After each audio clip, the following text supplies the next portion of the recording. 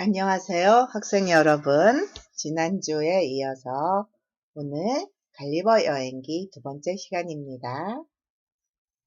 일러스트레이션 재미있죠? 거인 갈리버죠. 이 소인국 나라에서는 항해를 하다 떠밀려온 이 걸리버를 소인국 나라 사람들이 묻고 있습니다. 자, 아마 오늘의 주제가 될 것 같아요. 지난주에 무엇했죠? 첫날은 이제 강의 계획서에서 성적 평가에서 출석이 중요하다는 이야기를 했고요. 그리고 지난주에는 이제 조나단 스위프트에 대한 작가를 소개하였습니다.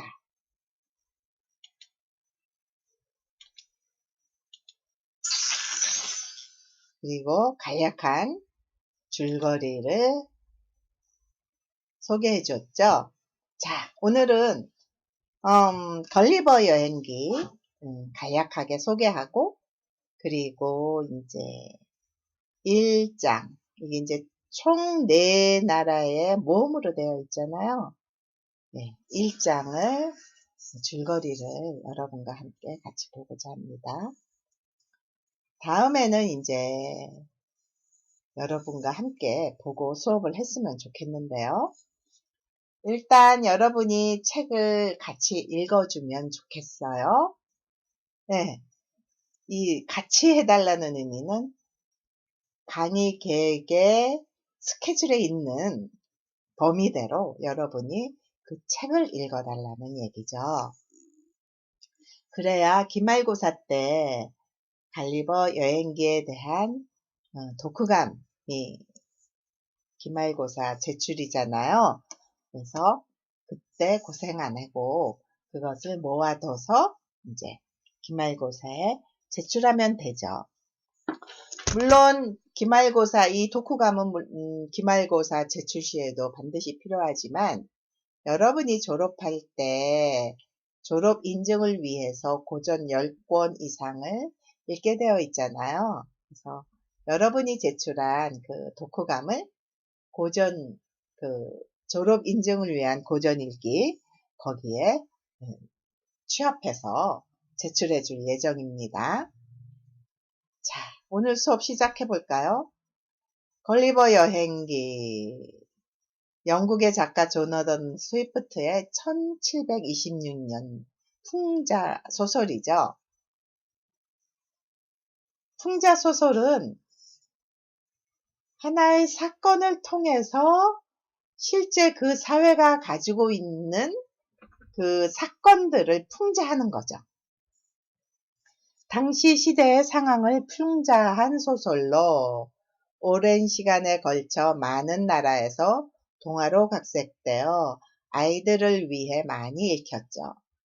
여러분도 아마 초등학교 때 어린이 걸리버 여행기 또는 이렇게 동화나 만화로 많이들 읽었을 거예요. 주로 동화에서는 3부까지의 여행을 수록하죠. 4부, 후이놈의 나라, 말이 인간을 부리는 나라가 있어요. 그걸 신성모독 등을 이유로 들어 삭제해왔죠. 많은 사람들에게는 일부인 작은 사람들의 나라인 릴리퍼트, 그러니까 소인국이라고 얘기하는 릴리퍼트 기행을 걸리버 여행기의 전체 내용인 것처럼 알려져 왔다. 아마도 여러분이 어렸을 때, 초등학교 때 읽었던 걸리버 여행기는 이 일부, 릴리퍼트, 소인국 나라만 다루었을 거예요. 그리고 소설의 내용을 모델로 각색하여 만들어진 영화 갈리버 여행기가 개봉되었습니다. 갈리버 여행기 영화로 나왔죠. 이것도 볼 예정입니다. 나중에 이제 여러분과 보고 의논해 보아요. 대한민국에서는 걸리버 여행기는 1890년대 초, 그러니까 책이 쓰이고 한 150년 이후죠. 150년 이상이 되나요? 1726년에 쓴 책이니까. 그래서 윤치호에 의해서 처음으로 번역해서 소개가 되었어요. 그리고 그 뒤에 2000년에 문학수첩에서 문학평론가 신현철 선생님이 동화라고 각색된 것을 원본 그대로 무삭제 완역판을 처음으로 출간하였습니다. 무삭제판은 원본을 그대로 번역하여 동화와 다른 당시 시대를 풍자한 모습을 제대로 느낄 수 있다는 평을 받습니다.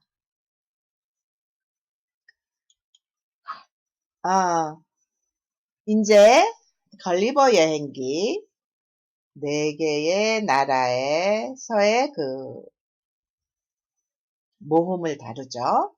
자, 오늘은 일부 릴리펫 소인국 항해기를 들어가 보고자 합니다. 여러분과 함께 좀 더 자세하게 수업을 할 때 이제 보고요. 줄거리만 요약본을 보고 이렇게 그냥 이해해 보고자 합니다. 일부 릴리퍼트 그 소인국 항해기는 갈리버가 이제 남파에서 표류해 가지고 떠돌아다니다가 도착한 곳이죠. 남판 걸리버는 키가 6인치 정도인 소인. 6인치는 6인치는 어느 정도 되나요? 센티미터로. 제가 알기로는 1인치가 한 1.4 어쩌고 저쩌고. 그러니까 6인치라는 건 이제 2.5cm로 치면 6인치라는 거는 15cm 정도 되는 건가요? 15cm 정도 되는, 그러니까 우리 손바닥만한 사람들의 나라, 소인들이 사는 나라 릴리퍼트 나라에 표류하여 도착하게 됩니다. 그 풍랑에 정신을 잃은 걸리버가 정신을 차리고서 보니까 자신의 전신이 좀 두꺼운 실 같은 것으로 여기저기 칭칭 감겨 있는 것을 알고 놀라죠. 더 놀라운 것은 주변의 생물체였습니다. 인형들도 아니고 조그만 사람들이죠. 16cm만한, 여기 센치로 나와 있네요. 16cm만한 사람들이 있었기 때문입니다. 그들은 분주히 움직이며 몇몇은 일하기에 바쁘고 다른 이들은 걸리버를 구경하기에 바빴습니다.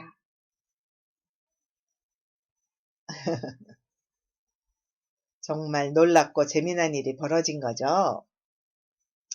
이런 사실은 무엇을 풍자하고 있을까요?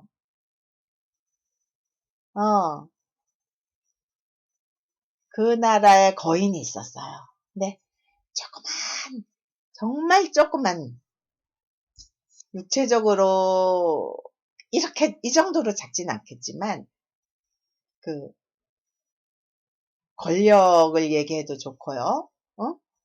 재산을 얘기해도 좋고요. 그 관계를 얘기하고 있습니다. 요즘 얘기하는 갑가을의 이야기겠죠. 근데 이것을 어떻게 걸리버는 겪고 풀어헤쳐 나가는지, 이것이 일부 이야기이죠. 이 릴리퍼트 소인국에는 치열한 당파 싸움이 있었습니다. 그리고 이웃나라 블레프스크와 적대관계에 있어요. 내적으로도 외적으로도 아주 소란스러웠죠. 국왕이 이제 갈리버가 그렇게 큰 사람이 잡혔다는 것을 얘기를 듣고는 이제 국왕이 보고 싶어 합니다. 그래서 국왕과 만나요. 국왕과의 만남을 맞이한 걸리버는 그와 많은 대화를 나누고 곧 그와 친구가 되죠. 자신이 머문 작은 나라의 분쟁을 해결해 주기 시작합니다. 어떤 식으로 해결해 줄까요? 이웃의 이웃 나라에서 이제 블레프스큐죠. 응? 쳐들어왔는데 갈리버는 어떻게 행동을 했을까요? 궁전에 난 불은 소변으로 끄는가 하면 전쟁에 나가 상대 나라의 배들은 꼼짝 못하게 합니다. 옆에 그림이 있죠. 그런데 그는 곧 죄인으로 전락하게 돼요. 승리를 거두었지만 그 나라 안에는 또 굉장히 다른, 서로 의견이 매우 다른, 서로 싸우고 있는, 권력을 가지고 싸우고 있는 거죠. 아마 우리나라도 그렇죠. 굉장히 갈수록 이 극단적인 생각을 하고 극단적인 생각을 가진 사람들끼리만 모이고 그러면서 정치 싸움으로 아주 극단적으로 하고 있죠. 이웃에서 일본이 쳐들어와도 어떻게 대항해야 될지 모를 지경으로 의견은 갈라져 있습니다. 근데 이 나라도 마찬가지였던 거예요. 당시 영국도 마찬가지였죠. 우리가 이 갈리버 여행기를 제대로 이해하려면 영국 그 당시의 상황을 좀 알아보도록 해야 되는데요. 그거는 나중에 여러분과 만나서 좀 더 자세히 보기로 합니다. 예. 전쟁을 승리로 이끌어 주었지만 죄인으로 전락해야 돼요. 다른 의견을 가진 사람들이 의견은 뭐냐면 신성해야 할 궁전에 소변을 놓았다는 거죠. 불이 났는데 소변 놓지 않았으면은 궁전이 다 탔을 텐데 소변을 놓았다고. 그리고는 처음에는 사실 전쟁에 적극 참여하는 것, 직접 사륙하는 것을 거부하였다는 명목이었죠. 그런데 사실은 걸리버의 위치가 급상승하면서 주변 정치인들의 미움을 샀기 때문이지요. 모든 것을 안 걸리버는 이웃나라로 탈출하여 거기서 영국으로 귀국하게 됩니다. 네, 여기까지의 이야기가 우리는 1부에서 나오는 이야기예요. 자, 다음 이야기는 브룹딩넷와 대인국 항해로 갑니다. 그렇게 해서 영국에 도착하고 1년을 지내다가 결국 걸리버는 다시 항해를 하게 되는데 또 풍랑을 만나서 표류하게 됩니다. 그곳에서는 갈리버는 어때요? 자기가 손가락만한 사람이고요. 커다란 거인의 나라를 만나는 거죠. 그리고 3부에서는 섬의 나라, 그리고 드디어 이제 4부가 휴이눔의 나라, 이제 이렇게 이야기가 되는데요. 오늘은 여기까지 하겠습니다. 자, 오늘은 여러분이 책을 읽고 어디를? 일부를 읽고 소감문을 좀 써야 되겠죠? 소감문은 한 A4 용지 한 장 정도 분량입니다. 간단하게 내용을 요약하고 그리고 그걸 읽고 나서 자기 느낌이죠. 느낌을 쓰는 것을 소감문이라고 합니다. 요게 모여서 나중에 기말고사 독후감이 되고요. 이거는 이제 결국에는 졸업할 때 졸업 인증을 위해서 고전 10권을 읽어야 되는데 그 중에 한 권으로 되겠지요. 네. 여러분이 이제 이 소감문을 제출하는 거는 제가 따로 제출란을 만들어 놓을게요. 거기에 4월 5일까지일까요? 네, 그때까지 소감문을 올려놓으면 됩니다. 다시 볼 때까지 건강하고요. 잘 지내고 그때 봐요.